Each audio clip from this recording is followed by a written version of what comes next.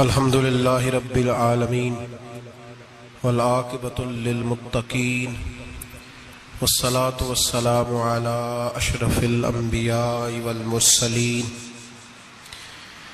وعلی آلہ وصحبہ اجمعین اما بعد اعوذ باللہ من الشیطان الرجیم بسم اللہ الرحمن الرحیم ما كان محمد ابا احد من رجالكم ولكن رسول الله وخاتم النبيين وكان الله بكل شيء عليما صدق الله العظيم وصدق رسوله النبي الكريم ونحن على ذلك لمن الشاهدين والشاكرين والحمد لله رب العالمين ان اللہ وملائکتہ یصلون علی النبی یا ایہا الذین آمنوا صلوا علیہ وسلموا تسلیما الصلاة والسلام علیک یا سیدی یا نبی اللہ وعلی آلک واصحابک یا سیدی یا نور اللہ اللہم صلی علی سیدنا ومولانا محمد معدن الجود والکرم وآلہ وصحبہ وبارک وسلم۔ حمد و صلاۃ کے بعد قرآن مجید سورہ احزاب۔ اللہ تبارک و تعالی نے ارشاد فرمایا ما کان محمد ابا احد من رجالکم، فرمایا محمد صلی اللہ علیہ وسلم مردوں میں سے کسی کے باپ نہیں، ولکن رسول اللہ، لیکن اللہ کے رسول ہے۔ روحانی طور پر حضور کا درجہ باپ سے بھی زیادہ ہے، لیکن اللہ تبارک و تعالی نے اپنے حبیب پاک علیہ السلام کے کسی بھی صاحبزادے کو اتنا بڑا نہ فرمایا کہ وہ مرد کہلا سکے۔ بچپن میں ہی تینوں صاحبزادے وصال فرما گئے۔ مردوں میں سے حضور کسی کے بھی باپ نہیں ہیں۔ حضرت زید بن حارثہ رضی اللہ تعالیٰ عنہ کو نبی پاک صلی اللہ علیہ وسلم نے پالا۔ وہ حضور کے اس طرح کے غلام تھے کہ لوگ انہیں حضور کا بیٹا ہی سمجھنے لگے۔ بہت سارے لوگ کہنے لگے زید بن محمد صلی اللہ تعالی علیہ وسلم۔ اللہ کریم نے منع فرمایا، فرمایا میرے رسول مردوں میں سے کسی کے بھی باپ نہیں ہیں۔ حضور اور اس کی وجہ نبی پاک صلی اللہ تعالی علیہ وآلہ وسلم مردوں میں سے کسی کے باپ نہیں، اللہ کے رسول ہے، وخاتم النبیین، اور سب نبیوں میں سے آخری نبی ہے۔ اللہ کے رسول ہے اور سب نبیوں میں سے حضور کون سے نبی ہیں جی؟ آخری۔ حضور کے بعد کوئی اور نبی آ سکتا؟ اللہ نے قانون بنا دیا ہے، قانون بنا دیا ہے، آخری نبی ہے رسول پاک علیہ السلام۔ حضور کے صاحبزادے بچپن میں کیوں وصال کر گئے؟ اس آزمائش سے نبی پاک علیہ السلام اس لیے گزرے کہ اللہ نے حضور کی ختم نبوت کے قانون کی حفاظت فرمانی تھی۔ اگر نبی پاک کے کوئی بیٹے بڑے ہوتے تو نبی کے بیٹے نبی ہوتے، اور چونکہ دروازہ نبوت ذات رسالت پر بند کر دیا گیا، اس لیے اللہ تبارک و تعالی نے محبوب کے کسی بیٹے کو بھی پروان نہیں چڑھایا، وصال ہو گیا، اس لیے کہ حضور اللہ کے آخری نبی۔ یہ امت مسلمہ کا متفقہ عقیدہ ہے، اس پر درجنوں آیتیں ہیں قرآن مجید کی، 150 کے قریب نبی پاک کی حدیثیں ہیں۔ کتنی جی؟ کوئی عالم فاضل زیادہ پڑھا لکھا ہوگا، مقررہ حدیث کو دیکھے گا یا اور ریسرچ کرے گا تو شاید زیادہ وہ نکال لائے، لیکن 150 کے لگ بھگ محبوب کی حدیثیں ہیں جن میں حضور نے فرمایا میں آخری نبی ہوں، میں آخری نبی ہوں، میں آخری نبی ہوں۔ 150 کے قریب جگہ حضور نے فرمایا اللہ نے میرا نور نبوت پہلے سب سے پیدا فرمایا ہے، پر میں آخری رسول بن کے آیا ہوں، میں آخری نبی ہوں۔ میرے نبی پاک علیہ السلام نے فرمایا، جس طرح کو یہ بخاری مسلم کے لفظ ہے، فرمایا کوئی آدمی مکان بناتا ہے بڑا پیارا، بڑا حسین، بڑا خوبصورت، ہر قسم کے نقش و نگار کرتا ہے، پر ایک اینٹ کی جگہ خالی چھوڑ دیتا ہے، ایک اینٹ کی جگہ۔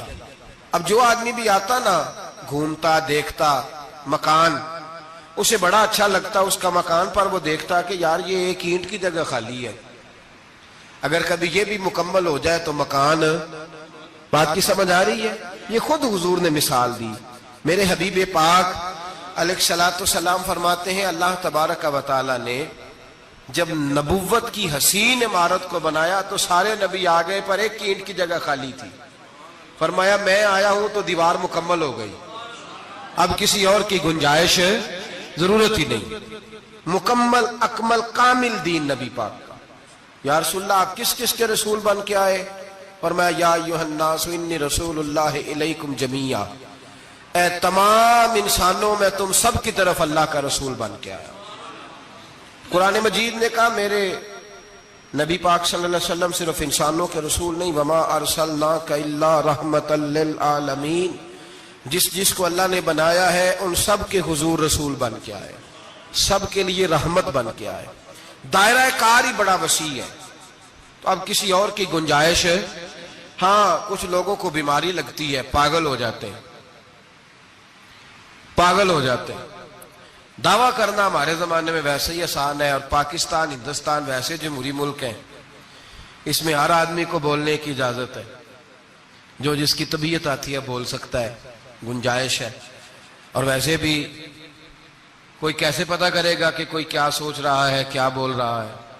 نبی پاک صلی اللہ علیہ وسلم نے فرمایا تھا کہ میری امت میں 30 کے قریب ایسے دجال جھوٹے ہوں گے, 30 جو دعویٰ کریں گے کہ ہم اللہ کے رسول ہیں, 30. لیکن فرمایا میں آخری نبی ہوں, میرے بعد کوئی نبی آ سکتا, انا خاتم النبیین لا نبی بعدی, میں آخری نبی ہوں, میرے بعد کوئی نبی آ سکتا. 30 کے قریب. خود نبی پاک علیہ السلام کے زمانے میں 2 بندوں نے دعویٰ کر دیا تھا ہم نبی ہیں.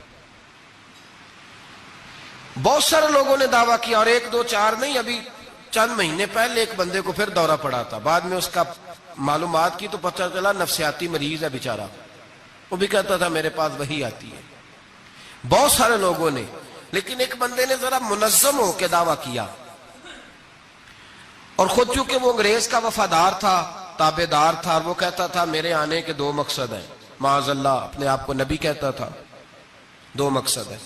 ایک کہتا تھا کہ جو انگریز حکومت کا وفادار نہیں وہ اللہ رسول کا وفادار نہیں, معاذ اللہ. پہلا اس کا آنے کا مقصد وہ بیان. دوسرا اس کا مقصد یہ تھا, وہ کہا کرتا تھا کہ دین سارا باقی ہے, موجود ہے, قرآن حدیث نماز روزہ حج زکوٰۃ, میں معاذ اللہ نبی بن کے آیا ہوں تو صرف ایک کام کرنے آیا ہوں کہ جہاد کوئی نہیں, جہاد نہیں کرنا, کفر کے خلاف لڑنا.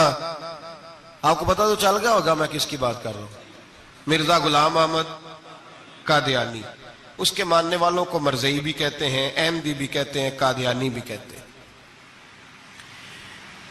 ایک ہوتا ہے کافر, ایک ہوتا ہے مرتد. ان دونوں میں فرق ہے. عیسائی, یہودی, سکھ, ہندو یہ کافر ہیں, ان کا اپنا عقیدہ ہے.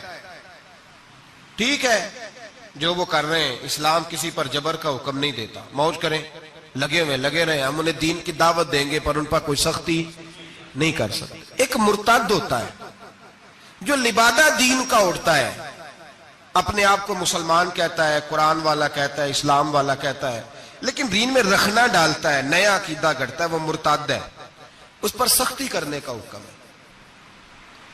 مرزائیوں کی مصیبت یہ ہے کہ وہ کہتے ہیں جی ہم قرآن کو بھی مانتے ہیں, ہم اسلام کو بھی مانتے ہیں, ہم نبی پاک صلی اللہ علیہ وسلم کو بھی مانتے ہیں, بس آخری نبی نہیں مانتے, ایک نیا نبی مانتے ہیں. اور پھر رنگ بڑا عجیب دیا, کہتے ہیں ذلی نبی ہے, بروزی. نوکھا فلسفہ سنے آپ حیران ہو جائیں گے. ذلی نبی کہتے ہیں میں مستقل نبی نہیں, میں نبی پاک کا سایہ بن کے آیا ہوں. یہ اس نے دعویٰ کیا ہے, کہتا ہے میں مستقل نبی نہیں, میں حضور کا. اور بیوقوف, جس خدا نے اپنے رسول کا سایہ بنایا ہی نہیں کہ کسی کے قدم نہ آ جائیں, اور تیرے جیسے شخص کو سایہ بنانا تھا جس کی ایک آنکھ بھی کوئی نہیں, کانا ہے بیچارہ. مرزا کانا تھا, ایک آنکھ اس کی سلامت. اللہ کے نبیوں میں کوئی نقص ہوتا. ہمارے ہاں ایک دفعہ گفتگو ہو رہی تھی تو ایک مولانا کہنے لگے مرزا جھوٹا نبی ہے.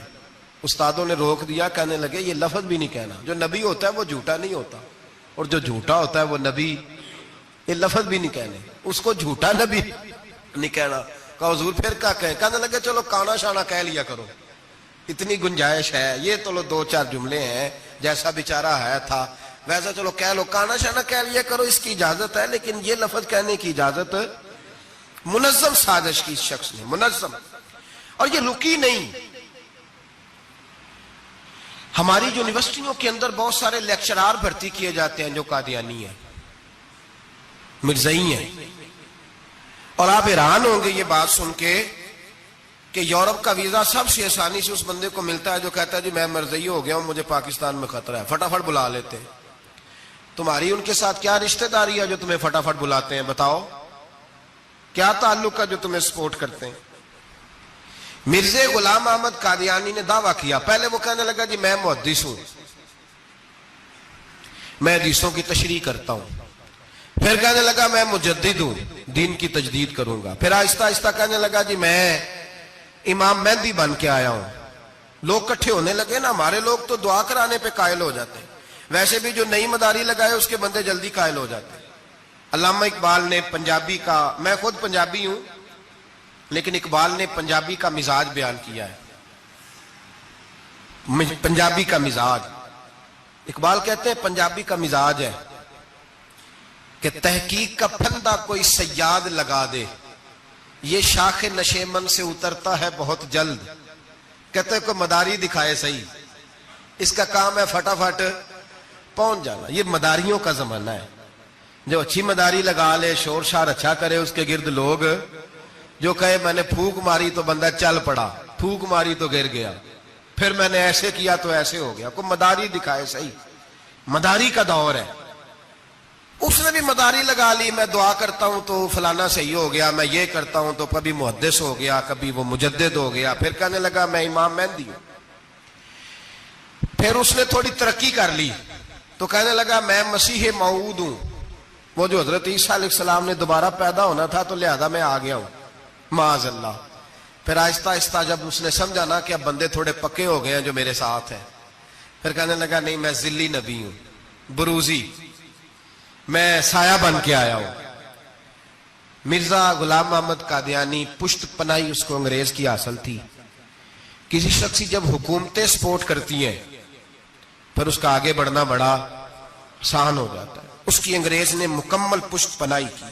اپنے بچوں کو سمجھائیں جو بات عرض کر رہا ہوں. ہمارے اپنے شہروں میں جو معروف سکول ہیں ان کے اندر ایسے ٹیچر بھرتی ہونے لگے ہیں جو قادیانی اور مرزائی ہیں، جو گندے نظریات کے حامل لوگ، جو طرح طرح کی. آپ کو نہیں پتا، ہمیں تو شوق ہی بڑا ہے نا، بچہ ایف ایس سی کرے صحیح، جائے جدھر مرضی، بی ایس سی کرے بس وہ.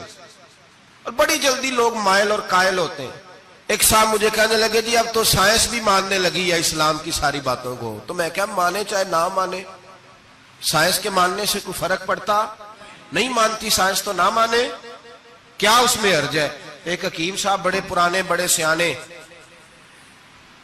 کہنے لگا جی میں 2-3 امراض کا علاج کرتا ہوں، اس میں ایک کھانسی بھی ہے، چند قطرے شراب کے ڈال کے میں دوائی بناتا ہوں، بندہ ٹھیک ہو جاتا ہے. میں نے کہا آپ کا دماغ ٹھیک نہیں. میرے نبی پاک صلی اللہ علیہ وسلم نے جس چیز کو گند کہا ہے اس میں کبھی شفا ہو سکتی، سارا زمانہ بھی کہے کہ ٹھیک ہو جائے گا تو اس میں شفا ہو سکتی. جو پیشاب سے زیادہ پلید ہے اس میں بھی کبھی شفا ہو سکتی ہے. تو سائنس مانے، حکمت جو مرضی کہے. ڈاکٹر روز کہتے ہیں کزن میرج سے مسائل بنتے ہیں، قریبی رشتہ داروں میں شادی کرنے سے. رسول پاک علیہ السلام نے سگے چچا کے بیٹے کے ساتھ حضرت فاطمہ کا نکاح کیا. اگر مسائل بن سکتے ہوتے تو رسول پاک کبھی یہ کام کر سکتے؟ سوال ہی پیدا نہیں ہوتا. روز ڈاکٹر کہتا ہے آپ پتہ کرنے جائیں بیماری کہاں سے لگ گئی، آپ کے خاندان میں تو کسی کو نہیں تھی، فلانے کو تو نہیں تھی، سسرال میں میکے میں. بھئی اللہ کے رسول نے فرمایا بیماری متعدی نہیں ہوتی، ایک کو دوسرے سے لگ سکتی. تو ساری دنیا کے ڈاکٹر کہیں بے شک ہماری طبیعت مان سکتی. ہم کوئی کچے نظریات کے لوگ ہی نہیں. یہاں تو بندے فٹافٹ ایسے ہو جی وہ سنا تھا اس نے کہا تھا. کیا مطلب ہے؟ ساڈے نبی دی زبان ساڈے واسطے قرآن، ساڈے نبی دی زبان ساڈے واسطے قرآن. ختم ہو گئی بات. جو مرضی کو کہتا، پھر عقیدہ مضبوط. زبردست، ایک منٹ کے لیے بھی ہلنے کی ضرورت نہیں۔ مرزا صاحب نے دعوے کر دیے، لوگ اکٹھے ہونے لگے، انگریز کی پشت پنائی تھی، اور اس نے سب سے پہلا اٹیک ان لوگوں پہ کیا جو سردار کہلاتے تھے، چودھری کہلاتے تھے، زمیندار تھے۔ غور کریں جو بات سمجھا رہا ہوں۔ اس کا سب سے پہلا الناس والا دین ملوکہم، لوگ اپنے سرداروں کے مذہب پہ ہوتے ہیں۔ مرزے کا سب سے پہلا اٹیک، قادیانیوں کا سب سے پہلا جو حربہ تھا وہ چودھری لوگ تھے، بڑے لوگ، اس لیے کہ اسے پتا تھا کہ ان لوگوں پہ قبضہ جمایا جائے گا تو باقی جو عوام ہے اس کو قریب کرنا آسان ہو جائے۔ بڑے بڑے ذمہ داروں پہ، جگیرداروں پہ، مالداروں پہ، رئیس لوگوں پہ اس نے پھندے ڈالے، قابو کیے، اور ایک جمعیت تیار کر لی۔ پھر جب لوگ اکٹھے ہو گئے اور اس نے دعویٰ کر دیا کہ میں نبی ہوں، علماء نے اس کو کئی دفعہ بلایا، حضرت پیر میرے علی شاہ صاحب رحمت اللہ علیہ، پیر صاحب نے فرمایا کسی میدان میں سامنا تو کر، گفتگو تو کر، پر وہ سامنے آنے کو تیار۔ امیر ملت پیر جماعت علی شاہ صاحب محدث علی پوری رحمت اللہ علیہ فرمایا سامنے تو آ، نہ کہیں سامنے تو آ تو صحیح۔ حضرت حجت الاسلام مولانا حامد رضا خان صاحب رحمت اللہ تعالی علیہ حضرت کے صاحبزادے فرمانے لگے تو ایسا بے ایمان ہے، سامنے کیوں نہیں آتا، باہر تو نکلنا، آ تو صحیح۔ ہم تو اس رسول کے ماننے والے ہیں جو ہر میدان میں سامنے آ جاتے تھے، ہر میدان میں، لیکن نا نبی دنیا میں تبلیغ کرنے آتے ہیں، کشتی کرنے نہیں آتے۔ مولانا حامد رضا صاحب نے وزیر خان مسجد میں تقریر کی، اعلی حضرت کے شہزادے تو فرمانے لگے ہم تو اس رسول کے ماننے والے جو ہر میدان میں سامنے رہے۔ نبی پاک باہر نکلے تو رکانہ پہلوان بکریاں چرا رہا تھا، کھیت میں تھا، کہنے لگا میں نبی تب مانوں گا جب میرے ساتھ کشتی کریں گے۔ حضرت بلال حبشی رضی اللہ تعالیٰ عنہ فرماتے ہیں کہ حضور کا مزاج نرم و نازک تھا، ہاتھ پھول سے زیادہ نرم ہوتے تھے، کستوری سے زیادہ خوشبودار ہوتے تھے، نرم و نازک وجود تھا، مکھی نہیں بیٹھتی تھی۔ جب اس نے یہ بات کی تو میرا دل کیا میں آگے بڑھ کے کہوں تو بیوقوف ہے، کبھی کشتیوں کے ساتھ بھی تبلیغ ہوئی ہے، بیوقوف ہے تو؟ کہتے ہو، کہنے لگا جی میرے ساتھ تو سینکڑوں لوگ آئے، کوئی مجھے گرا نہیں سکا، اگر آپ گرا دے تو میں کلمہ پڑھ لوں گا۔ کہتے رسول پاک نے آستینیں چڑھائی، فرمایا چل آجا کشتی کر لیتے، تو آ صحیح میدان میں نکل۔ میرے رسول پاک نے آستین چڑھائی، تامت مبارک کو سمیٹا، فرمایا چل آجا آجا۔ ہر میدان میں رسول پاک تشریف لائے، نبی پاک سامنے ہوئے، حضور نے اس کو داؤ لگانے کا موقع دیا، کبھی ٹانگوں کی طرف بھاگتا، کبھی پیچھے آتا، کبھی دائیں۔ جب بھاگ کے حضرت بلال کہتا وہ بھاگ رہا تھا، حضور مسکرا رہے تھے، سبحان اللہ۔ نبی پاک کیا بات ہے، سرکار ہنس رہے تھے کہ چل چل یار ٹھیک ہے، بھاگ دوڑ لے۔ جب بھاگ دوڑ لیا تو میرے نبی پاک نے بازو سے پکڑا، 2-3 دفعہ لایا تو زمین پہ گر گیا، حضور نے پکڑ کے اٹھایا، فرمایا میں صرف گرانے نہیں آیا، میں تو اٹھانے آیا ہوں۔ کھڑا کیا تو کہنے لگا نہیں آپ نے تو مجھے موقع ہی نہیں دیا، تو حضور نے فرمایا دیر کوئی نہیں ہوئی، تو دوبارہ آ جا، کوئی عرض نہیں، آ جا دوبارہ سے۔ دوبارہ آیا تو میرے حبیب نے 2 دفعہ ہلایا تو پھر جا گرا، کہنے لگا نہیں ابھی بھی میں سنبھل نہیں سکا تھا، فرمایا کوئی عرض نہیں، یہ کوئی ایسا معاملہ ہے تو دوبارہ آ جا۔ اب کہ جب آیا نا تو حضرت بلال کہتے ہیں وہ دستے مبارک جن کو میں تھامتا تھا تو لگتا تھا پھول تھام لیے ہیں، ان ہاتھوں سے حضور نے اٹھا کے فضا میں بلند کیا اور حضور نے دھڑام سے زمین پہ گرایا تو کلمہ پڑھتا ہوا کھڑا ہوا، کہنے لگا اے محبوبہ جو تیرے ہاتھ میں طاقت ہے وہ تیری نہیں، وہ خدائی طاقت ہے، وہ خدائی طاقت ہے، خدائی۔ میرے رسول پاک علیہ السلام ہر میدان میں، علماء نے کہا تو نکل تو صحیح، پر کبھی باہر نکلا، فوت کہاں ہوا تھا پتا نا آپ کو، فوت کہاں ہوا تھا جی؟ چلو مینوں تے دسن دی لوڑ ہی نہیں، تہاڈے تے سارا پتا ہے، ہوتا باتھ روم میں مرا، وہ باتھ روم میں، اور آج تک لوگ باز نہیں آئے، ان کی عبادت گاہیں ہیں، بڑے چکر ہیں۔ اب ایک نیا بہانہ میں سنتا ہوں، نیا بہانہ، کہتے ہیں جی پاکستان کی اسمبلی نے انہیں کافر کہا ہے۔ اسمبلی وزیر اعظم صاحب شیخ الحدیث ہے آپ کے، اسمبلی میں جو لوگ بیٹھتے ہیں شیخ، ان کا کیا کفر اسلام سے، کیا وہ کسی کو کہیں گے بیچارے؟ سورت اخلاص تو ہمارے وزیر داخلہ اور وزیر خارجہ نہیں سنا سکتے، یہ حال ہے۔ بہت بڑے بڑے بیرسٹر کہلانے والوں کو سورت اخلاص نہیں آتی، انہوں نے کسی کو کافر مسلمان کیا کہنا ہے؟ اسمبلی کا مسئلہ نہیں ہے، امت مسلمہ کے علماء محدثین محققین کا متفقہ فیصلہ ہے کہ مرزائی کل بھی کافر تھے، آج بھی، قیامت تک کافر اور بدترین کافر ہے، ہلکے پھلکے کافر بھی نہیں، سپرلیٹر ڈگری ہے، زبردست قسم کے کافر ہے، چھوٹے موٹے بھی نہیں، آخری درجے کے بدترین مشرک ہیں یہ۔ ہم لوگوں کی اپنی موج ہے جمہوری، اور نہیں جی نہیں نرمی کرنی چاہیے، نہیں جی نہیں نرمی کرنی، ایک پارٹی والا دوسرے پہ سختی کر رہا ہے۔ مذہب کے معاملے میں سارے اس نے اخلاق کے قائل ہیں، سب اخلاق کے قائل ہیں، نرمی کرو ٹھیک ہے، سب کو کہو چلو ٹھیک ہے گلی برابر کی ہے، ووٹ برابر کے لے لو، وہاں کہتے ہیں نہ دیے تو لڑائی بھی ہوگی، ناراضگی بھی ہوگی، جھگڑا بھی ہوگا، یہ بھی ہوگا۔ دنیا داری کے معاملے میں سختی اور دین کے معاملے میں ایسا نہ کرو۔ وہ بدترین مشرکین ہیں، انہوں نے ایسے ایسے ظلم کیے۔ وہ تو کہتے ہیں جو ہمارے پیچھے مرزا تو یہ کہتا تھا جو مجھے نہیں نہ مانتے وہ سارے شیطان کے پیروکار ہیں، تو سب کو شیطان کہہ رہا ہے، تو نرمی کر رہا ہے۔ اور پھر اس کی کرامتیں بڑی عجیب تھیں، فرشتہ آتا تھا وہی لے کے، اس کا نام تھا ٹیچی ٹیچی، اپنی کتاب میں لکھا ہے۔ نام کیا ہے؟ نبی پاک صلی اللہ علیہ وسلم نے فرمایا کہ جناب عائشہ کے ساتھ میرا نکاح اللہ نے آسمانوں پہ کیا ہے۔ اس نے حدیث پڑھ لی تو سویرے اٹھ کے اس نے بھی ایک فتویٰ دیا۔ ایک بی بی تھی، نام تھا محمدی بیگم، کہنے لگا میرا بھی اس کے ساتھ آسمانوں پہ نکاح ہو گیا ہے۔ پھر ساری زندگی محمدی بیگم کی منتیں ہی کرتا رہا۔ اس نے کہا میں نے نہیں کرنا تیرے بے ایمان کے ساتھ نکاح۔ کیسا آسمانوں پہ نکاح ہوا تھا، پھر زمین پہ ہو سکا؟ ایسا بدبخت آدمی، ایسا بدبخت۔ اور اس کو جو خوابیں آتی تھی بڑی نرالی تھی۔ 15 روپے کا ملازم تھا، وہ ماہانہ 15 روپے ملتے تھے، سیالکوٹ میں ملازمت کرتا تھا۔ جب یہ اس نے ڈھونگ اور ڈرامہ رچایا تو موجیں لگ گئی۔ میں نے کہا کہ مداری کوئی بھی کرے تو لوگ کٹھے ہو جاتے، سیدھی سیدھی بات، صاف ستھری بات تو اتنی جلدی ہضم ہی نہیں نہ ہوتی لوگوں کو۔ تو اس نے جب وہ کہتا مجھے خواب آئی ہے۔ خواب کیا آئی ہے؟ کہتا وہ میرے پاس کوئی آنے والا آیا تو مجھے ہزاروں روپے دے گیا ہے۔ جب بھی اس کو خواب آئی کوئی ہزاروں روپے کی آئی، دولت کی آئی۔ ملا رومی نے بڑی پیاری بات لکھی ہے۔ ملا رومی کہتے ہیں کہ ایک بادشاہ تھا تو اس کے زمانے میں ایک بندے نے نا نبوت کا دعویٰ کر دیا۔ اس نے کہا میں بھی نبی ہوں، معاذ اللہ ثم معاذ اللہ۔ بادشاہ بڑا سمجھدار تھا، سیانا بندہ تھا۔ اس نے کہا اس کا پس منظر تو پتا کرو، کوئی پاگل تو نہیں، کوئی گھر میں جھگڑا تو نہیں رہتا، اس کا بھوک کا ستایا ہوا تو نہیں، کیونکہ اس طرح کے بندے مختلف دعوے کرتے پھرتے ہیں۔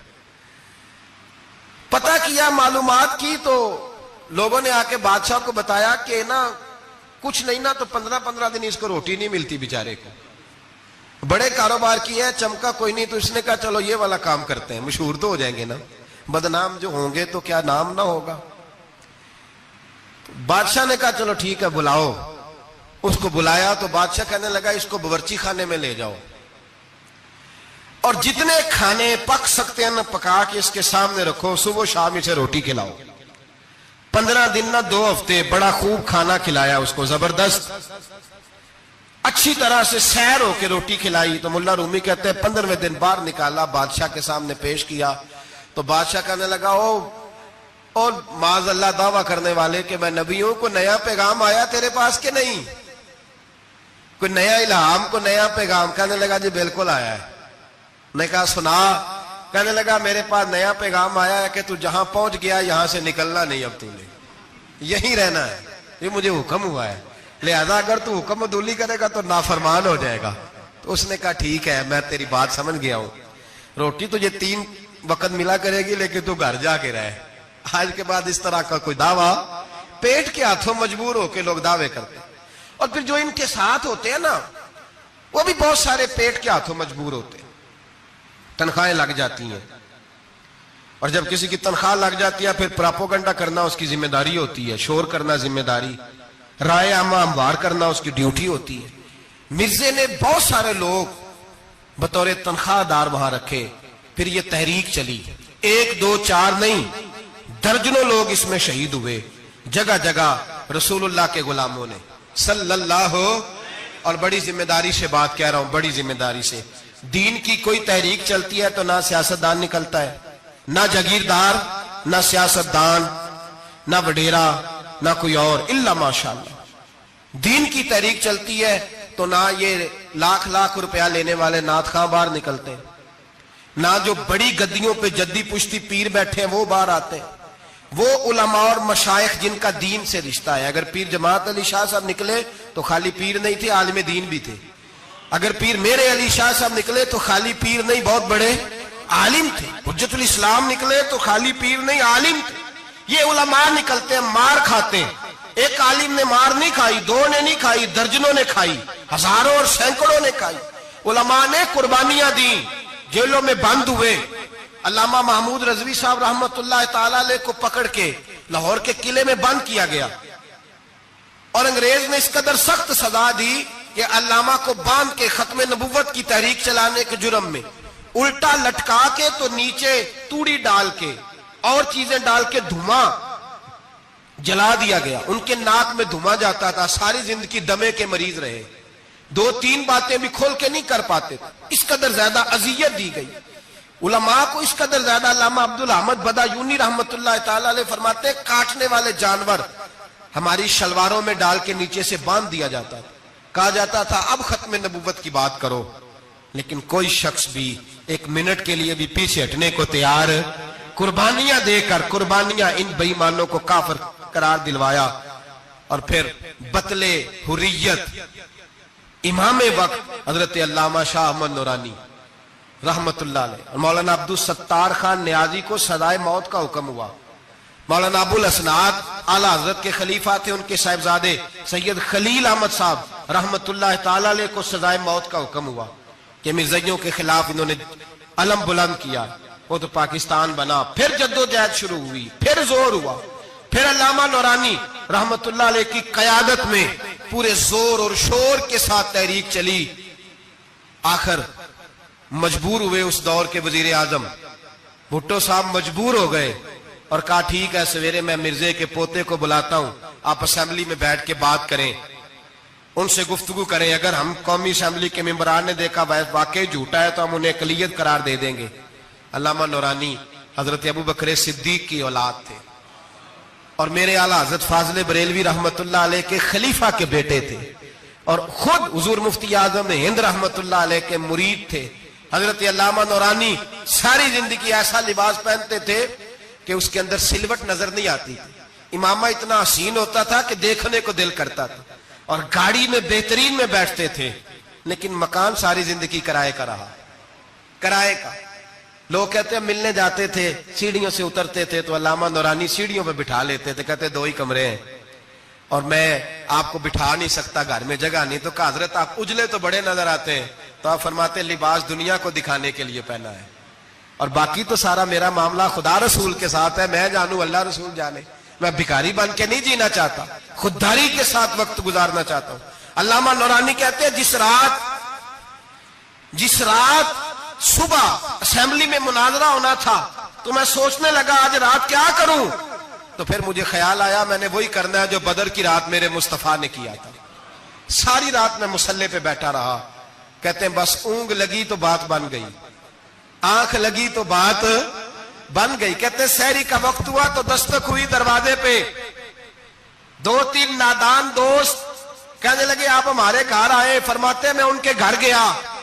جب ان کے گھر پہنچا تو وہاں مرزئی اور قادیانی 10 کروڑ روپیہ بریف کیس میں بند کر کے لائے اور کہنے لگے مولانا یہ بیانہ ہے، بیانہ، یہ آپ بیانہ پکڑ لیں اور باقی پیسے بعد میں. سنا ہے مکان بھی کرائے کا ہے، سنا ہے آپ کے پاس کوئی پراپرٹی نہیں، یہ بیانہ لے لے باقی بعد میں آئے گا. علامہ نورانی کہتے ہیں میں نے جب پیر کی ٹھوکر لگائی تو بریف کیس کھل گیا اور اس میں کروڑوں روپے بکھر گئے. مجھے کہنے لگے پیسے دیکھ کے تو آپ کو خیال آ گیا ہوگا کہ بچوں کے لیے بھی کچھ سوچنا ہے، پیچھے بھی پلٹ کے دیکھنا ہے. تو نورانی صاحب رحمت اللہ علیہ فرمانے لگے میں نے کہا ہاں میں وصول تو کر لیتا پر تم نے قیمت بڑی تھوڑی لگائی ہے. ایمان بیچنا اتنی تھوڑی قیمت؟ میری تو رات زیادہ قیمت لگ گئی ہے، بڑی زیادہ قیمت. میں تو بک گیا ہوں پہلے سے. کہنے لگے آپ کی کیا قیمت لگی ہے؟ فرمانے لگے رات میں درود پڑھتے پڑھتے سویا ہوں تو مدینے والے رسول کا دیدار نصیب ہوا ہے اور نبی پاک نے تھپکی دے کے کہا فکر نہ کرنا میں تیرے ساتھ ہوں. تو کہنے لگے جس کی قیمت محمد عربی لگائے کوئی اسے خرید سکتا ہے؟ سویرے میدان لگے گا اسمبلی میں اور میں اسمبلی کے فلور پہ ثابت کروں گا تم کل بھی بے ایمان تھے، آج بھی بے ایمان ہو، قیامت تک تم بے ایمان ہی رہو گے. جتنا مرضی پڑھ جاؤ، لکھ جاؤ، جتنی مرضی بڑی عبادت گاہیں بنا لو، جتنا مرضی شور کر لو اور جتنے مرضی کینیڈا اور امریکہ تمہارا ساتھ دے لے ہمارے رسول آخری نبی ہے، حضور آخری نبی ہے، یہ امت کا متفقہ عقیدہ ہے، اس میں کسی کو رکھنا ڈالنے کی اجازت۔ آپ فرماتے ہیں سویرے وہ آیا، بڑے زور سے آیا، کبھی انگریزی بولتا، کبھی کوئی بولی بولتا، لیکن احمد رضا کے دروازے کا ایک فقیر ایک بات ہی کرتا، وہ رضا کے نیزے کی مار ہے کہ عدو کے سینے میں غار ہے، کسے چارہ جوئی کا وار ہے کہ جو وار وار سے پار۔ کہتے ایک اور مولوی صاحب بھی آئے میرے ساتھ مناظرہ کرنے، ان کی اپنی کتاب سے نکل آیا کہ نبی پاک کے بعد آخری کوئی اور نبی آ جائے تو فرق نہیں پڑتا، اپنی کتاب سے، ان کے دارالعلوم بانی، دارالعلوم بنانے والے کی کتاب سے نکل آیا۔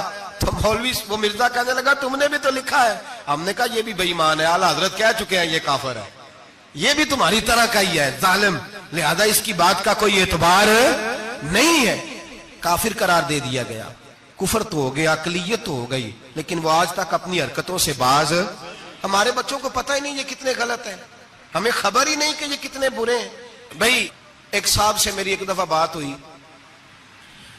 چودھری صاحب تھے، گفتگو ہوئی تو کہنے لگے جی ختم نبوت نہیں مانتے تو ختم ہو گیا مسئلہ، اللہ ناراض ہو جائے گا، ختم نبوت نہیں مانتے تو اللہ ناراض ہو جائے گا۔ میں نے کہا جناب کے کتنے بچے ہیں؟ انہوں نے کہا 4، زمین کتنی؟ 20 کلے، کتنے کتنے آئے بولیے؟ تو میں نے کہا کہ نیا بندہ آ کے کھڑا ہو جائے کہ میں بھی آپ کا بیٹا ہوں تو آپ راضی ہیں؟ مثال دے رہا ہوں سمجھانے کے لیے، بلا مثال و بلا تشبیہ، آپ راضی ہو جائیں گے؟ بولے نہیں نہیں تو چپ کر کیا کھنا، چل کوئی نہیں، 4 بھی بن رہے تھے 5 بن لینے، ہو جائے گا ایسا؟ عجیب بندے ہو، جو کام جو تمہارا بیٹا نہیں، جب تم اسے بیٹا ماننے کو تیار نہیں تو جو اللہ کا نبی نہیں، وہ میدان میں کھڑا ہو کہ میں بھی ہوں میں بھی ہوں میں بھی ہوں، تو یہ کس طرح قابل قبول بات ہے؟ اور ایک بھائی سگے بھائی کو جائیداد دینے کو تیار نہیں تو ایک اور آ کے شامل ہو جائے کہ مجھے بھی شامل کر لو، چلو کوئی نہیں فرق پڑتا، اتنی زمین ہے ابے کی، اتنی زمین ہے ابا جی کی، مجھے بھی شامل کر لو، تو لوگ تو قتل کر دیں گے کہ جب تو ہے نہیں تو ہمارا بھائی بنتا کیوں ہے؟ او خدا کے بندے، عجیب فلسفہ حیات ہے، عجیب زندگی ہے، فٹافٹ لوگ مان لیتے ہیں۔ سب لوگوں نے اپنی اپنی باتیں کی، سب نے اپنے اپنے دلائل دیے ختم نبوت پہ، ضرورت ہی نہیں تھی، جب حضور کہہ گئے، جو بن سکتے تھے ان کو نبی پاک کہہ گئے، جو بن سکتے تھے جن میں صلاحیتیں تھی، حضور نے فرمایا علی تو میرے لیے اسی طرح ہے جس طرح موسیٰ کے لیے ہارون تھے، لیکن موسیٰ کے بھائی ہارون بھی نبی تھے، پر میرے بعد کو نبی ہو سکتا تو ہو اسی طرح جس طرح موسیٰ کے لیے ہارون، جن کے اندر خوبیاں پائی جاتی تھی۔ فرمایا ابو بکر میری ساری امت سے افضل ہے پر نبی نہیں ہے۔ میرے رسول پاک نے فرمایا عمر فاروق میں وہ ساری خوبیاں پائی جاتی ہیں جو ایک نبی میں، لو کان نبی بعد لکان عمر ابن خطاب، اگر کوئی میرے بعد نبی ہوتا تو خطاب کا بیٹا عمر ہو، جو ہو سکتے تھے جب وہ نہیں ہوئے تو کانا شانہ اٹھ کے آ گیا ہے، ادھر قادیان کا رہنے والا، اور تو کہتا ہے نہیں مجھے مان لو، چلو پورا نہ مانو، ذلی مان لو، بروزی مان لو، کوئی حیا ہونی چاہیے۔ اور بڑے بڑے سیانے بندے، ان کو آج تک پتہ ہی نہیں کہ یہ ذلیل کتنے، ان کے اندر خباثت کتنی پائی جاتی ہے۔ میرے رسول پاک امت کے لوگوں نے اپنے اپنے دلائل دیے، نبی پاک کی امت نے اپنے اپنے۔ حضرت میاں محمد بخش صاحب رحمت اللہ علیہ ختم نبوت پہ بات کرنے لگے تو انہوں نے انوکھی بات ہی کر دی، انوکھی بات۔ ایک شخص ان سے کہنے لگا چل کے دیکھو تو صحیح، ملے تو صحیح۔ آپ فرمانے لگے دفع کرو، جنہ اندر عشق ہے رچیا اونا نہیں پج جانا، پاویں سونے ملن ہزارہ آسانی یار بٹونا۔ ہم نے دائیں بائیں دیکھنا ضرورت ہی نہیں، ہمارے رسول نے کوئی کمی چھوڑی نہیں، باقی آ رہے ہیں یہاں خیرات لینے۔ حضرت موسیٰ کہہ رہے ہیں اللہ اپنے آخری نبی کی امت میں شامل کر لے، تو ہمیں کیا ضرورت ہے پتہ بھی کرنے کی؟ اور سن لیں، یہ یاد رکھیں بات، امام اعظم ابو حنیفہ رحمۃ اللہ علیہ فرماتے ہیں اگر کسی بندے نے دعویٰ کیا کہ میں نبی ہوں، دعویٰ کیا کہ میں نبی ہوں، اور سامنے والے نے اسے یہی کہہ دیا نا کہ اگر تو نبی ہے تو معجزہ دکھا، تو یہ کہنے والا بھی کافر ہو گیا، اس لیے کہ اس نے تو دلیل مانگ لیا، یہ تو تھوڑا سا متفق ہوا ہے۔ تماشا دیکھنے کے لیے بھی اگر کہا نا کہ اگر تو نبی ہے تو دلیل لا، کوئی معجزہ، تو یہ لفظ کہنے والا بھی بولیے دائرہ اسلام سے کیوں مانگی تو نے دلیل؟ کیا ضرورت پڑی تھی؟ کیوں تو نے ایسا کہا؟ اتنا متفقہ عقیدہ ہے کہ تو مانگ تو یہ بھی نہیں کہہ سکتا کہ چل کچھ کر کے دکھا، یہ بھی تیرے لیے جائز ہے۔ صوفیاء کہتے ہیں تو نے سوچ کیسے لیا؟ طریقت کے اندر تو غیر کی مداخلت قابل قبول، اللہ نے توحید کا ہر جگہ خیال رکھا، رسالت کی وحدانیت کا ہر جگہ خیال رکھا۔ اللہ ایک، قرآن ایک، اسلام، نبی ایک، باپ، استاد، کوئی کسی قسم کی مداخلت کی ضرورت، کیسے لوگ مداخلت کر لیتے ہیں فٹافٹ۔ حضرت پیر سید مہر علی شاہ صاحب گولڑوی رحمت اللہ، حضرت خواجہ شمس العارفین سیالوی رحمت اللہ علیہ کے پاس پڑھا کرتے تھے، تدریس ہوتی تھی، خواجہ صاحب کو بٹھا کے درس تصوف، درس قرآن، درس حدیث دیتے تھے۔ یوں بیٹھے ہیں، گفتگو ہو رہی ہے، پڑھایا جا رہا ہے، ایک بڑے نورانی چہرے والے خوبصورت بزرگ اندر آئے، بڑی تازگی، بڑا پیار، بڑی مٹھاس ان کے آنے میں۔ جب وہ آئے تو حضرت شمس العارفین اٹھ کے ملے، ماتھا چوما، پیار ہوا، 2-3 منٹ گفتگو ہوئی تو گفتگو میں بڑی نورانیت، بڑی خوبصورتی، بڑی رانائی، بڑی ٹھنڈک ملی دونوں بزرگوں کی ملاقات سے۔ چند لمحوں کے بعد، تھوڑی دیر گفتگو کے بعد وہ بزرگ اٹھے باہر نکل گئے۔ حضرت شمس العارفین مریدوں پہ نظر ڈالی، فرمانے لگے تمہیں پتہ ہے یہ کون تھا؟ شاگردوں جانتے ہو کون تھا؟ کہا حضور نہیں۔ فرمایا خضر علیہ السلام تھے، مجھ سے ملنے آتے اکثر، اور ابھی گلی میں ہوں گے، کسی نے ملنا ہے تو مل لو۔ دوڑ کے گئے سارے لوگ ملاقات کرنے، بھاگے گئے۔ پیر مہر علی شاہ صاحب بیٹھے ہیں، آپ نے فرمایا مہر علی تم نے نہیں ملنا؟ کہنے لگے حضور نہیں۔ فرمایا کیوں؟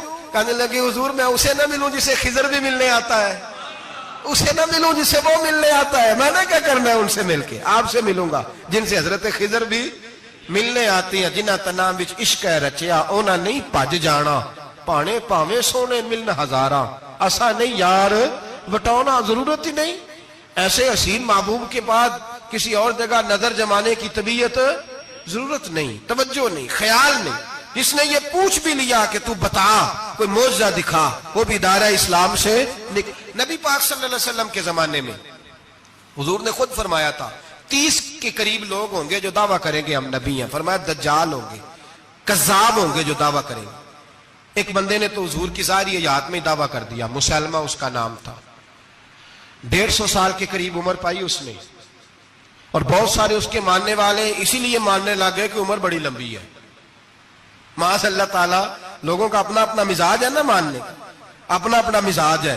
ایک اس سے کانا آدمی دعا کرانے آیا، ایک آنکھ سے کانا تھا، اس نے دعا کرائی تو دونوں آنکھوں سے اندھا ہو گیا، دونوں آنکھوں سے۔ اللہ نے اسے سزا دی تو ایک ماننے والا کہنے لگا فٹافٹ مان جاؤ، ورنہ جو اس کی نہ مانے پورا اندھا ہو جاتا ہے۔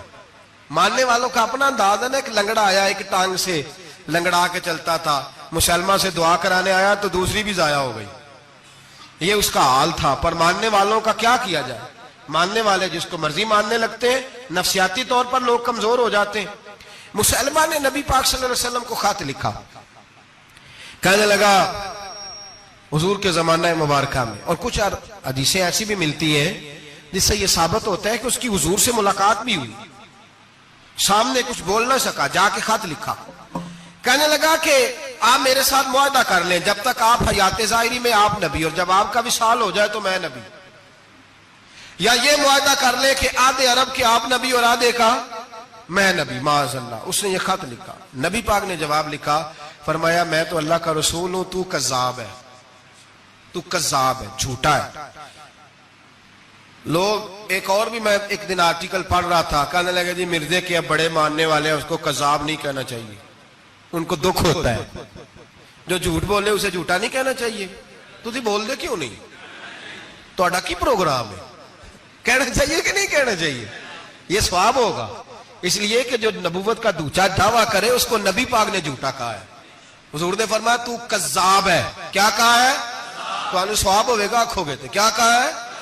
کذاب۔ تو اس کو کذاب کہنا نبی پاک کی کیا کی ہے نا، پھر جی وہ منن والے تکلیف ہوتی تو میں کہا پئی ہوئے، وہ کذاب ہے، لہذا ہمیشہ کذاب ہی رہے گا۔ جب حضور نے کہا ہے جو دعویٰ کرے نبوت کا وہ کیا ہے، تو لہذا کذاب ہی رہے گا۔ حضور نے لکھا کذاب، جب نبی پاک نے کذاب لکھا نا خط میں، کون لے کے جائے گا؟ اب اس کے دربار میں جانا ہے، حالات بڑے خطرناک ہیں، اس کے گرد بندے بھی ہیں، اور اس کے گھر جانا ہے، مشکل مرحلہ ہے۔ ایک صحابی تھے چھابڑی فروش، سر کے اوپر رکھ کے نا ٹوکرا، تو مدینے کی گلیوں میں کھجوریں بیچتے، 11-12 بچوں کے باپ تھے۔ کون جائے گا؟ اور جسمانی طور پہ بھی کمزور تھے، فٹافٹ اٹھے، کھجور کھا رہے تھے، ہاتھ کھڑا کر کے کہا حضور کسی اور کی ڈیوٹی نہ لگانا، میں جاؤں گا۔ جب یہ لفظ کہے تو ان کے منہ سے کھجور کے ٹکڑے گرے صحابہ کے چہروں پر۔ ایک صحابی کہنے لگے پہلے کھجور تو کھا لے، بڑی تجھے جلدی ہے بولنے کی، کھا تو لے۔ کہنے لگے اگر میرے کھاتے کھاتے ڈیوٹی کسی اور کی لگ گئی تو، کسی اور کی لگ گئی تو کیا کروں گا، جلدی ہے مجھے۔ حضور سید عالم صلی اللہ علیہ وسلم نے نا اپنا نیزہ دیا، گھوڑا دیا، فرمایا ذرا ڈٹ کے جانا، اس کے گھر جانا ہے۔ کہا محبوبہ فکر ہی نہ کرے، فکر نہ کرے۔ صحابہ کہتے ہیں اس طرح وہ نکلا جیسے کوئی جرنیل نکلتا ہے، اس کا انداز ہی بدل گیا، اس کے طور طریقے ہی بدل گئے، وہ یوں نکلے جیسے کوئی بڑا دلیر آدمی جاتا۔ حضور نے بھیجا ہے نا، نبی پاک نے بھیجا ہے نا، انداز ہی بدل گئے، طریقے ہی بدل گئے۔ مسلمہ کے دربار میں گئے، وہاں ایک شخص جو بعد میں مسلمان ہوا، وہ بتلاتا ہے کہ جب حضرت حبیب بن زید پہنچے نا تو نیزہ ہاتھ میں تھا، زور سے گاڑا جا کے اس کے دربار میں، زور سے گاڑ دیا زمین پہ۔ مسلمان نظر، کون ہو؟ آپ فرمانے لگے تجھے چہرہ دیکھ کے نہیں پتا چلا میں رسول اللہ کا نوکر ہوں؟ ہمارے تو چہرے بتاتے ہیں ہم رسول والے ہیں، ہمارے تو چہرے بتاتے ہیں نبی پاک والے، تجھے پتہ نہیں چلا کون ہوں؟ کیسے آئے ہو؟ فرمایا یہ تیرے خط کا جواب لایا ہوں۔ بادشاہوں کا طریقہ یہ تھا کہ خط خود نہیں پڑھتے تھے، ساتھ ایک بندہ کھڑا ہوتا تھا، وہ خط پڑھتا تھا۔ مسلمہ نے اس کو خط دیا، پڑھو۔ جب اس نے خط پڑھا تو لکھا تھا تو کذاب ہے۔ اب سب نے سن لیا، اکیلے میں ہوتا تو چلو بات اور تھی، سن لیا سب نے، آگ بگولا ہو گیا، آنکھیں سرخ ہو گئی، جلال برسانے لگا۔ اب اور تو کچھ نہ ہوا، سامنے حضرت حبیب کھڑے تھے، اٹھا تلوار لے کے کہنے لگا تیرے نبی نے مجھے کذاب کہا ہے، تیرا کیا خیال ہے؟ مانے لگے خیال والی بات ہی کوئی نہیں، جسے نبی پاک کذاب کہے وہ ہوتا ہی کذاب ہے، جسے حضور جھوٹا کہے وہ ہوتا ہی۔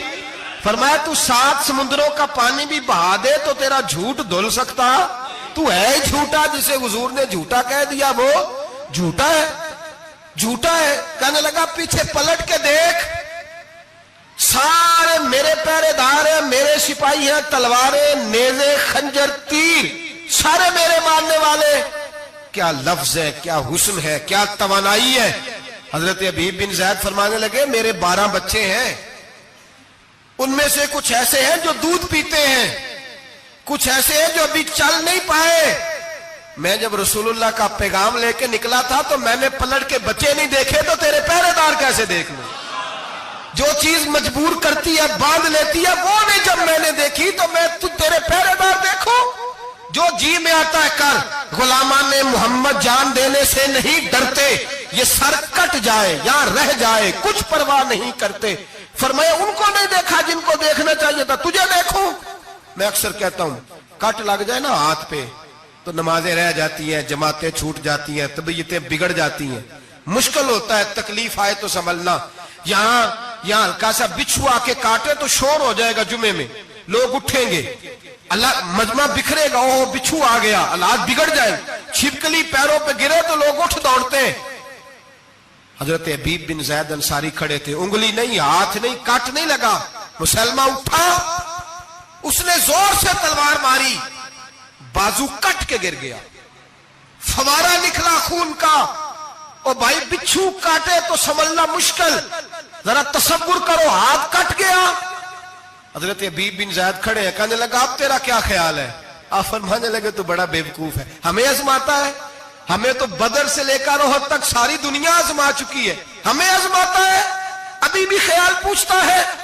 فرمایا میرا خیال وہی ہے جو میرے رسول نے فرما دیا ہے، خیال وہی ہے جو نبی پاک نے کہہ دیا ہے۔ پھر تلوار ماری، دوسرا ہاتھ کٹ گیا، ذرا سوچنا، غور کرنا، ٹانگ ٹوٹی نہیں، ہڈی نہیں ٹوٹی، ماس نہیں اکھڑا، ہاتھ کٹ کے گرا، 2 ہاتھ گر گئے، زمین پہ گرے۔ حضرت حبیب کہنے لگا میں تجھے قتل کر دوں گا، باز آ جا۔ آپ فرمانے لگے تو بڑا نادان ہے، ان لوگوں کو ڈراتا ہے جو سویرے فجر کی نماز پڑھ کے پہلی دعا ہی شہادت کی مانگتے ہیں۔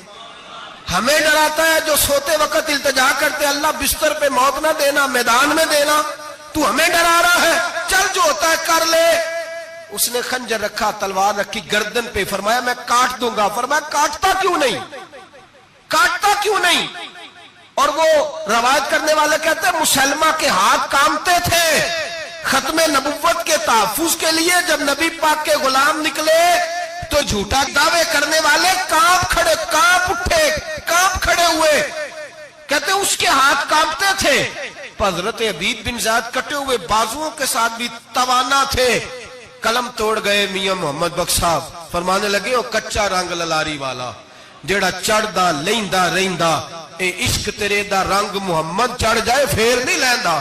جب تلوار چلی، گردن کٹی، تو رسول اللہ کی ختم نبوت پر پہرا دینے والوں کا اجر میرے رسول نے بیان فرمایا، میرے نبی نے اجر بیان کیا، ڈگری جاری فرمائی، سند دی حضور نے۔ وہاں گردن کٹی اور جہاں مدینے میں حضور کی آنکھوں میں آنسو آئے۔ یا رسول اللہ کیا ہوا؟ فرمایا میرا حبیب شہید ہو گیا ہے اور رب کریم نے اس کے لیے جنت کے سارے دروازے کھول دیے، سارے دروازے اللہ نے کھول۔ یہ سند جاری کی نبی پاک۔ ختم نبوت مسلمان کا عقیدہ، حضرت ابو بکر صدیق نے ختم نبوت کے تحفظ کے لیے پورا ایک دستہ تیار کیا۔ ابو جال کے بیٹے جناب سیدنا اکرمہ رضی اللہ تعالیٰ عنہ، ان کی سربراہی میں جناب سیدنا ابو بکر صدیق رضی اللہ تعالیٰ عنہ نے لشکر تیار کیا۔ وہ لشکر گیا، اس لشکر میں حضرت وحشی بھی تھے جنہوں نے حضرت امیر حمزہ کو میدان احد میں شہید کیا تھا۔ فرماتے ہیں میں دعا کرتا تھا اے اللہ بہترین مسلمان میرے ہاتھوں شہید ہوا ہے، اب میرے ہاتھوں کوئی بدترین کافر قتل کرا تاکہ میرا کفارہ ہو جائے۔ فرماتے ہیں جب میں گیا، جب میں نکلا میدان میں پہنچا تو مسلمہ میرے سامنے آ گیا، جھوٹی نبوت کا دعویٰ کرنے والا۔ کہتے ہیں جب سامنے آیا تو میں نے اس کو مارا، تیر وہ گرا، اور جب گرا تو میں نے رکھا پھر اس کی گردن پہ پیر۔ میں نے کہا میرے رسول تو میدان بدر میں دعا کرے تو 5000 فرشتے آتے ہیں، تو ذرا پلٹ کے دیکھ بے ایمان تیرا حال کیا ہے۔ فرماتے ہیں میرے قدموں کے نیچے، میں نے کہا تو میرے نبی سے مقابلہ کرنے چلا تھا؟ میں رسول اللہ کا ادنا غلام ہوں، نہ بدری ہوں، نہ عشرہ مبشرہ میں سے ہوں، نہ میں خلفائے راشدین میں سے ہوں، پر ہوں رسول کا غلام، الصحابی کن نجوم میں شامل ہوں۔ فرماتے میں نے گردن کاٹی اور اللہ نے مجھے موقع دیا۔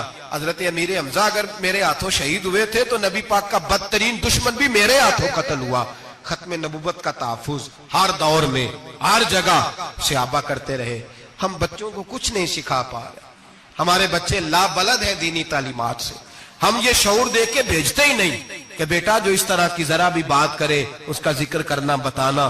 قادیانی، مرزائی، کسی جگہ یہ اپنے آپ کو احمدی کہتے ہیں، کسی جگہ کوئی اور روپ دھارتے ہیں۔ ایک ان کا گروپ اب لاہوری کہلاتا ہے، وہ کہتا ہے جی ہم اسے سارا کچھ مانتے ہیں پر نبی نہیں مانتے۔ ہم نے کہا تم بھی تو بے ایمان ہو نا، کافر کو تو مان رہے ہو نا، چاہے مجدد بھی مانو مفسر بھی مانو، مان تو ایک بے ایمان کو رہے ہو نا، کافر کو کافر ماننا ضروری ہے۔ اللہ نے کہا کل یا ایھا الکافرون، اللہ نے کافر کو کافر کہا ہے تو کافر کو کافر ماننا یہ ضروریات دین کا حصہ ہے۔ تو لہذا اپنی اولادوں کو، نسلوں کو، آنے والے طبقات کو، بالخصوص کالجز میں، یونیورسٹیز میں اور ان جگہوں پہ جو لوگ تعلیم حاصل کرنے جاتے ہیں ان بچوں کو خاص کر کے سمجھائیں، ان پر خاص دھیان دیں، توجہ کریں کہ وہ بچے ان چیزوں سے باز آئیں، پرہیز کریں۔ میں نے کہا کہ ایک بہت بڑا طبقہ، اور پھر ایک اور بہت بڑی تکلیف کی بات یہ ہے ہماری حکومتیں یہ خیال نہیں کرتی کہ کوئی بند باندھا جائے، کوئی ایسا صورت بنائی جائے، کوئی جو ہے وہ ایسی ترتیب لگائی جائے کہ جو لیکچرار آئے یا سرکاری عہدے پہ کوئی شخص آئے اس کی جان پھٹک کی جائے، وہ کون ہے، اس کا عقیدہ کیا ہے، وہ کس نظریے کا ہے۔ ہمارے ہاں کوئی ایسا اندازہ نہیں، اس لیے یہ مرتد، یہ کفار، یہ برے لوگ پھیلتے چلے جا رہے ہیں۔ اپنی صفوں کے اندر ان لوگوں کو تلاش کریں۔ اور پھر ایک اور بات یاد رکھیں، کفر سے جب بیزاری ہوتی ہے نا، ان لوگوں کو احساس ہوتا ہے کہ ہم غلط ہے، ہمارے ساتھ اظہار بیزاری ہے۔ ان لوگوں سے جو اظہار بیزاری کیا جاتا ہے اس کا مطلب یہ ہے کہ ان کو احساس ہو کہ ہم غلط ہیں۔ اور بہت سارے لوگ بس ایسے ہی ان کے پیچھے لگ گئے بلا وجہ، دیکھا دیکھی، دوستوں کی وجہ سے، ان کو پتہ ہی نہیں کہ یہ کتنے برے ہیں۔ اللہ کی بارگاہ میں یہ دعا کرتے ہیں کہ اللہ تعالیٰ ہماری آنے والی نسلوں کو ان برے اثرات سے محفوظ رکھے، اور اللہ تبارک و تعالی ہمیں حضور کے ختم نبوت کے عقیدے پر پختگی عطا فرمائے۔ ہمیشہ ہو عشق والے ਦੇ ਰਹਿੰਦਾ, ਇਸ਼ਕ ਵਾਲਿਆਂ ਦੇ ਰਹਿੰਦਾ, ਸਦਾ ਯਾਰ ਸਾਹਮਣੇ ਇਸ਼ਕ ਵਾਲਿਆਂ ਦੇ ਰਹਿੰਦਾ, ਸਦਾ ਯਾਰ ਸਾਹਮਣੇ ਇਸ਼ਕ ਵਾਲਿਆਂ ਦੇ ਰਹਿੰਦਾ, ਸਦਾ ਯਾਰ ਸਾਹਮਣੇ ਸਜਦੇ